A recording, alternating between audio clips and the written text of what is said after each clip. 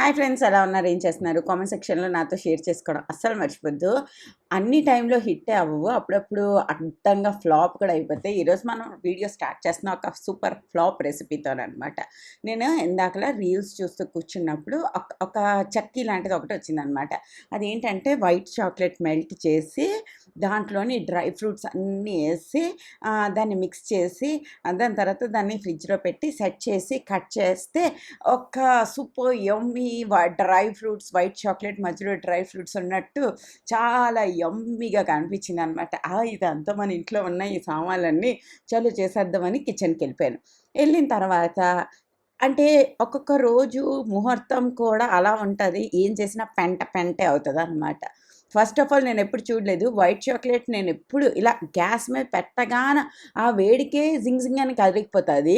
అదేమో ఆ రోజు అంటే ఇది 2-3 డేస్ అయిపోయింది అనుకోండి రెసిపీ చేసి కూడా. ఆ రోజు ఎంతసేపు పెట్టినా వైట్ చాక్లెట్ కరగలేదు. నాకు చిరాకు వచ్చి నేను మార్నింగ్ కుషాల్ కోసం తెచ్చిన ఐస్ క్రీమ్ని నేనే తినేస్తున్నాను అనమాట. ఇది టెండర్ కోకోనట్ ఐస్ క్రీమ్.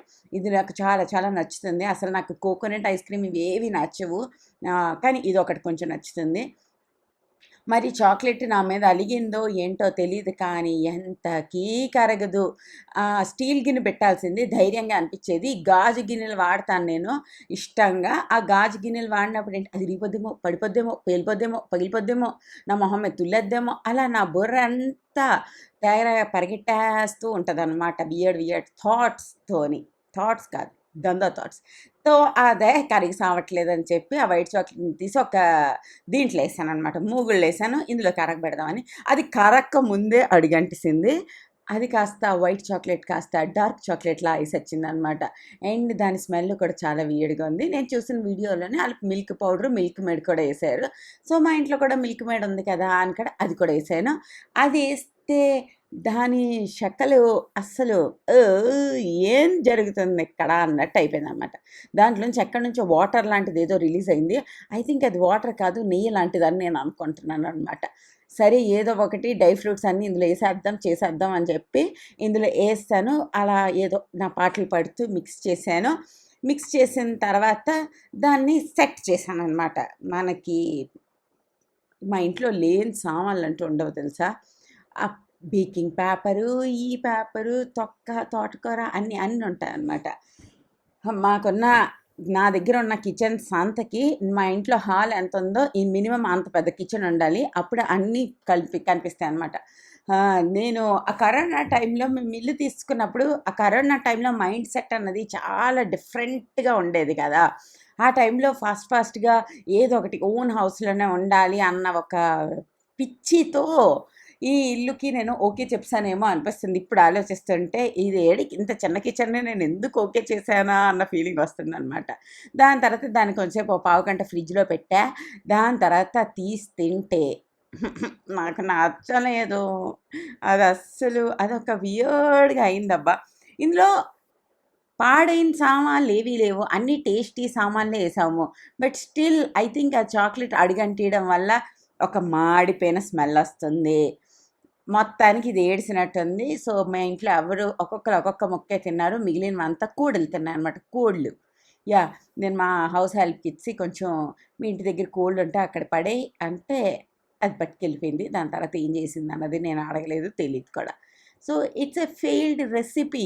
అప్పుడప్పుడు మీకు షేర్ చేస్తే ఫెయిల్డ్ రెసిపీలు కూడా మీకు కూడా కొంచెం అనిపిస్తుంది కదా. ఈ యూట్యూబ్లో కనిపించేవన్నీ నిజాలే కావు, కనిపించిందంతా కథ కల్పన బూటకం లాగా ఫీలింగ్ వస్తుంది అని చెప్పి వీడియో పోస్ట్ చేస్తున్నాను. It's just for fun purpose అనమాట. ఇట్స్ ఓకే టు ఫెయిల్ అని ఒక చిన్న మాట చెప్పడం కోసమే చేశాను. మనం 10 సంవత్సరాల నుంచి వండుతున్నాం, 25 సంవత్సరాల నుంచి వండుతున్నాం కాబట్టి అన్నీ సూపర్గా వచ్చేయాలి, మనం చేసినప్పుడు అందరూ మనల్ని పొగిడియాలి అన్న మైండ్ సెట్ మన ఉమెన్లో చాలా ఎక్కువ ఉంటుంది. ఎప్పుడైనా మనం ఏదైనా స్పెషల్గా చేస్తే ఎవరైనా బాగోలేదు అనగానే మన ఈగో పటాకమని హట్ అయిపోద్ది. బట్ ఇట్స్ ట్రూ, మనం చాలా ఇష్టంగా, ప్యాషన్గా, ప్రేమతో వంట చేస్తాం కదా ఏదైనా. అప్పుడు వాళ్ళు రిజెక్ట్ చేసే కానీ హర్ట్ అవుతాం. బట్ ఇట్స్ ఓకే, అప్పుడప్పుడు మనం కూడా ఫెయిల్ అవుతాం అన్న విషయం మనం యాక్సెప్ట్ చేస్తాం అనుకోండి, అవతల వాళ్ళు ఏమన్నా మనకి అలా దులిపేసుకోవచ్చు అనమాట. సో అది నా ఈ గీతోపదేశం మీ అందరికీ అర్థమైంది అనుకుంటున్నా. అప్పటికి నేను టేస్ట్ చూడలేదు కదా! చాలా బాగుంది అనుకుని మీ కెమెరాలోని చూపిస్తున్నాను అనమాట. చూసారా ఎంత బాగుందో, సో యమ్మీ అనేసి. నేను చెప్పకపోయింటే ఇది కూడా మంచి రెసిపీ అన్నట్టు నేను మీతో షేర్ కూడా చేయొచ్చు. హాహా! దాని తర్వాత ఈ రోజుల్లో మనకి బీభత్సంగా లోపల దూరిపోయింది కదా!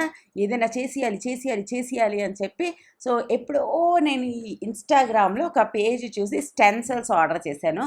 ఇప్పుడు కాదండి, ఒక సంవత్సరం, 2 సంవత్సరం క్రితం. ఇవేంటి అంటే ప్లాస్టిక్ స్టెన్సిల్స్ అనమాట. మనం ఏమైనా చీర ఏమైనా ఎయ్యాలంటే స్పంజ్ అప్లికేటర్ ఉంటది కదా! దాంతోని పెయింట్‌లో ముంచి వీటిల మీద డాబింగ్ మోషన్‌లో చేస్తే ఈ కింద ఇది వచ్చేస్తదనమాట. It's just like block painting, but ఇది స్టెన్సిల్స్ పెయింటింగ్. ఇదొకటి కొన్నాను.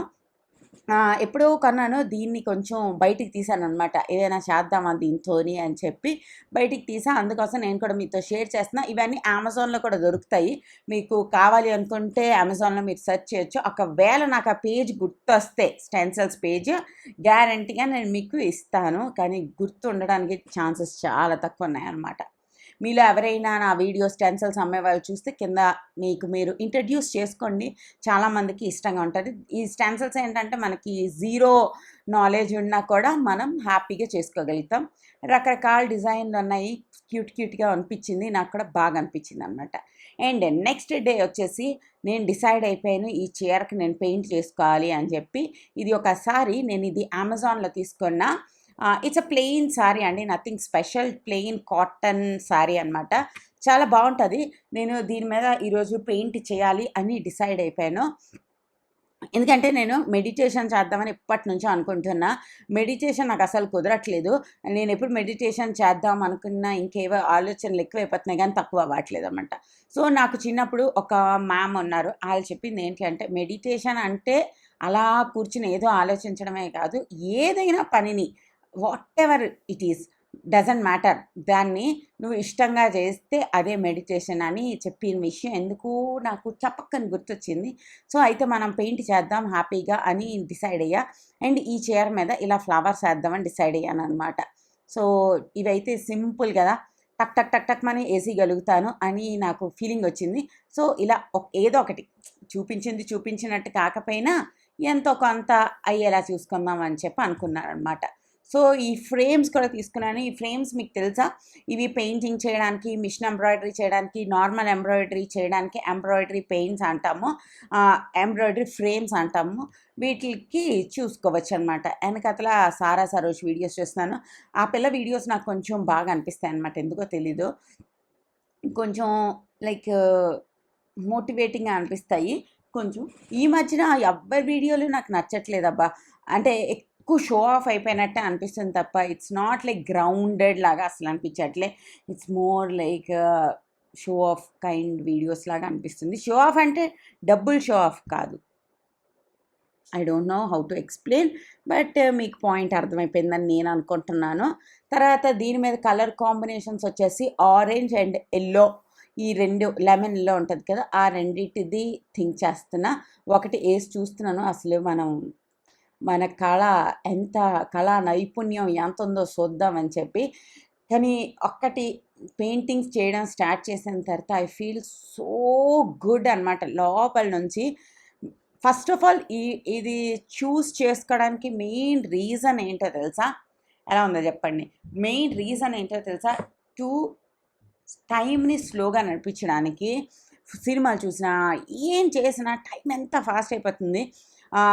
పిల్లలు లైక్ 6 to 7 అవర్స్ కోసం వెళ్ళిపోతున్నారు. 6 to 7 అవర్స్ నువ్వు ఏం చేస్తున్నావు అంటే, వండుతున్నా, తింటున్నా, రీల్స్ చూస్తున్నా అన్న ఫీలింగ్ వస్తుంది. ఒక గంట కూడా గంటలాగా అనిపించట్లేదు అనమాట. ఒక 2 గంటలు కూర్చుంటే, 2 గంటలు కదా, ఒక గంటన్నర కూర్చున్నా అప్పటికి నేను పళ్ళు అన్నది వేస్తానమాట. మీకు ఎలా అనిపించింది అన్నది నాకు కామెంట్ సెక్షన్లో షేర్ చేయడం అస్సలు మర్చిపోద్దు. I felt so fulfilled, happy. Okay, ఈ టైంని యూస్ చేసుకున్నాను అని చెప్పి. మీరు అబ్జర్వ్ చేస్తే మన ముందు జనరేషన్, మా మమ్మీ కాకుండా వాళ్ళ మమ్మీ జనరేషన్ మీరు చూస్తే ఇంట్లోని ఐదుగురు పిల్లలు ఉండేవాళ్ళు. దాని తర్వాత వాళ్ళకి అన్నీ ఇంట్లోనే చేసుకునేవాళ్ళు. అన్నీ అంత టైం ఉండేది వాళ్ళకి. మనకెందుకు జస్ట్ 2 పిల్లల్ని చూసుకుని కొంచెం లైట్గా పని చేసుకోవడానికి కూడా టైం దొరకట్లేదంటే ఫోన్ వల్ల అనమాట. ఫోను, గ్యాజెట్స్ వల్లే ఇవే మన ఎక్కువ టైంని తినేస్తున్నాయి అనేసి ఎక్కడో లోపల నుంచి అనిపించింది. ఇలాగే కనుకైతే నువ్వు రీల్స్ చూస్తూ పుటుక్కని ముసలైపోతావు, టపక్కన ఒకరోజు పోతావు అనిపించింది.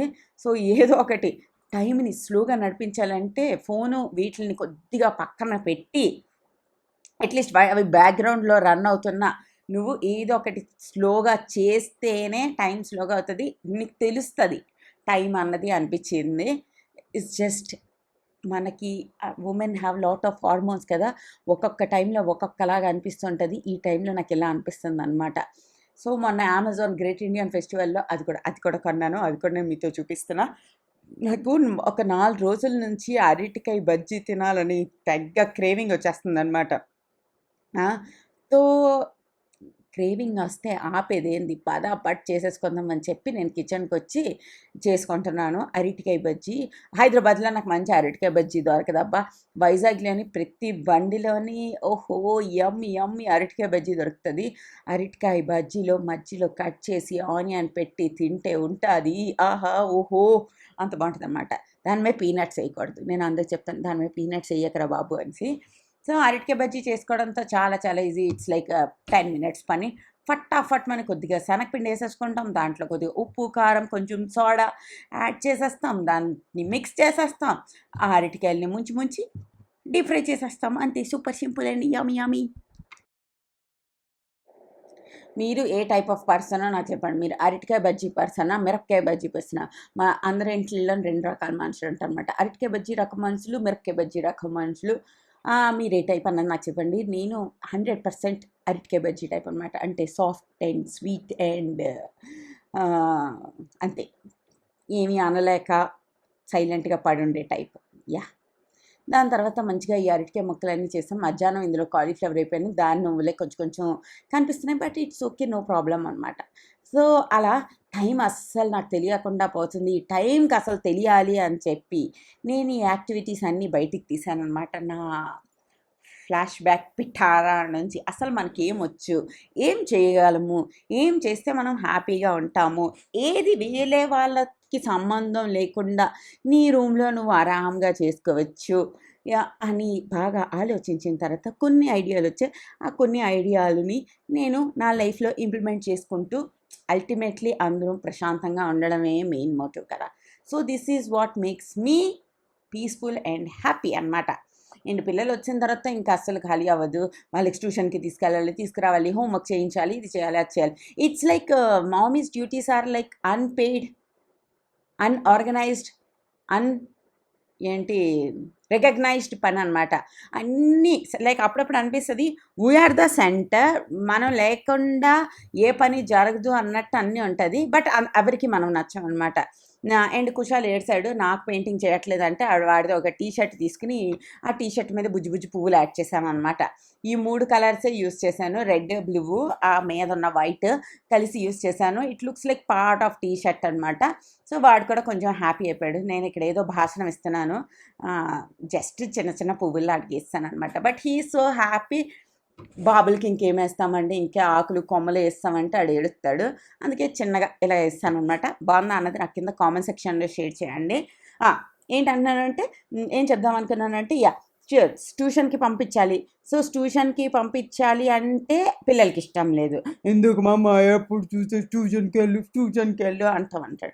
కానీ చదవకపోతే ఎవడు ఏడుస్తాడు, చదవకపోతే ఎవరి లైఫ్ కాయిల్ అవుతుంది, వాళ్ళదే.